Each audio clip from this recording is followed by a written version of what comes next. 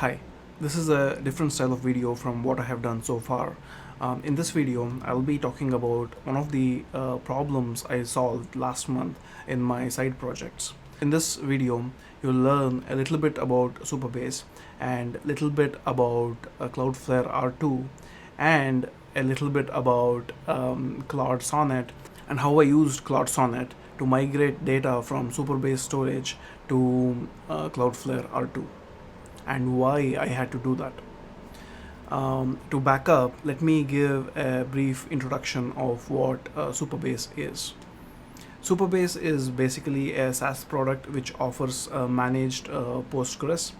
Let's say you have an idea for a project, idea for a SaaS project, and you have to provide ways to for the users to register themselves, ways for users to authenticate, and you are likely also probably storing some data that user is interested in, and some data that user wants to retrieve.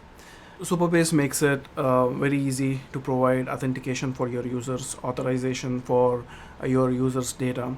It's very easy to create Postgres tables and set rules on them.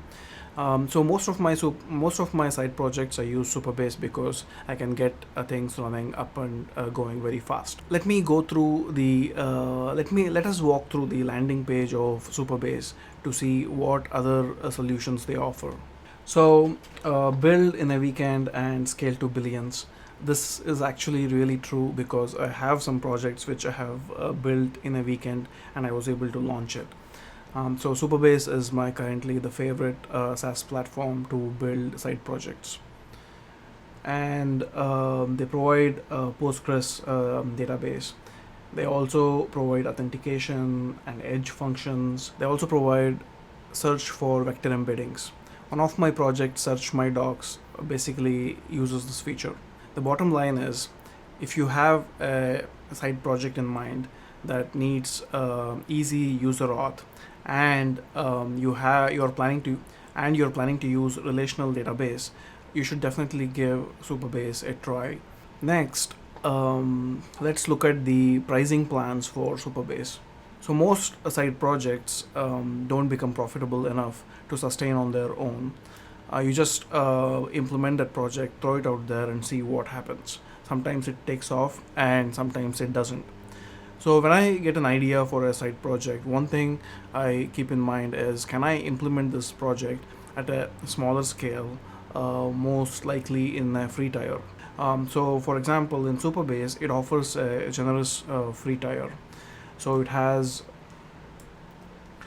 unlimited, in the free tier, you get unlimited API requests, 50,000 monthly active users, and 500 MB database space, 5 GB bandwidth, and 1 GB file storage.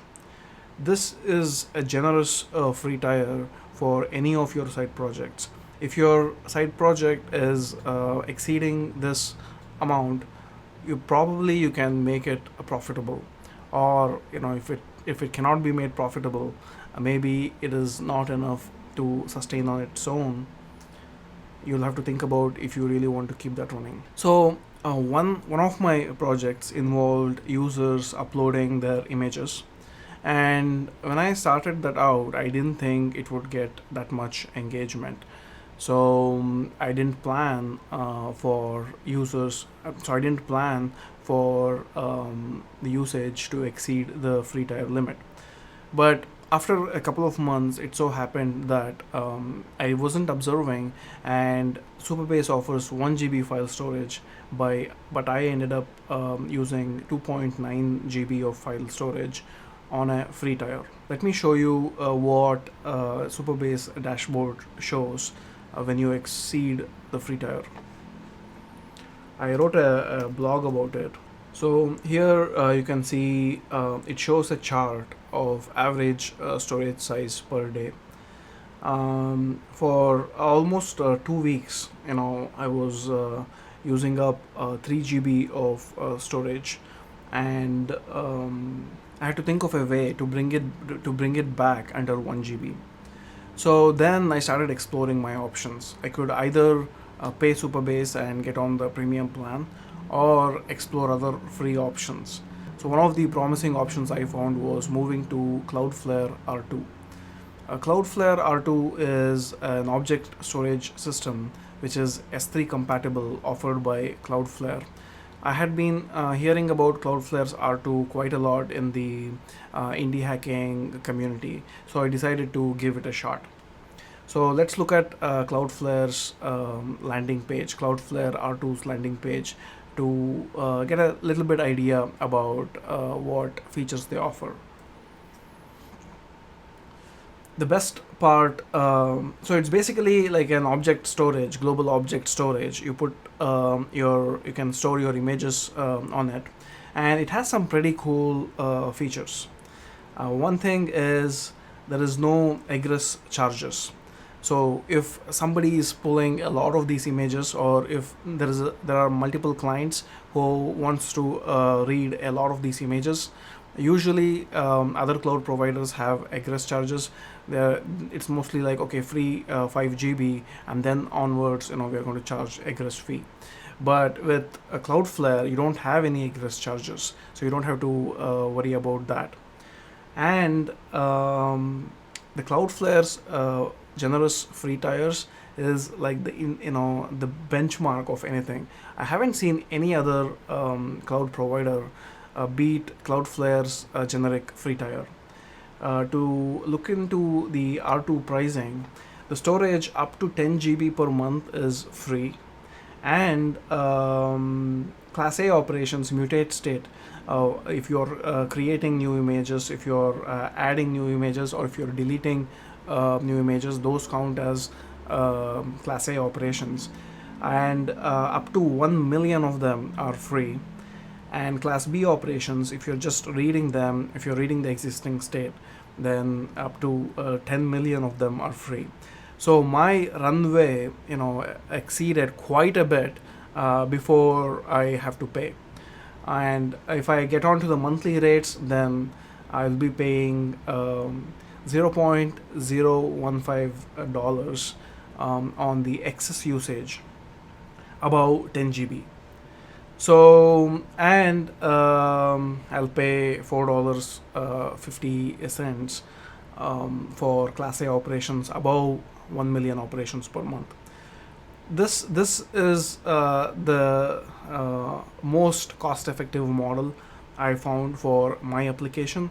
So I decided to check out Cloudflare R2. So now I had the task of, okay, moving my moving my data in Supabase Storage to Cloudflare R2, and I didn't want to write everything from the scratch.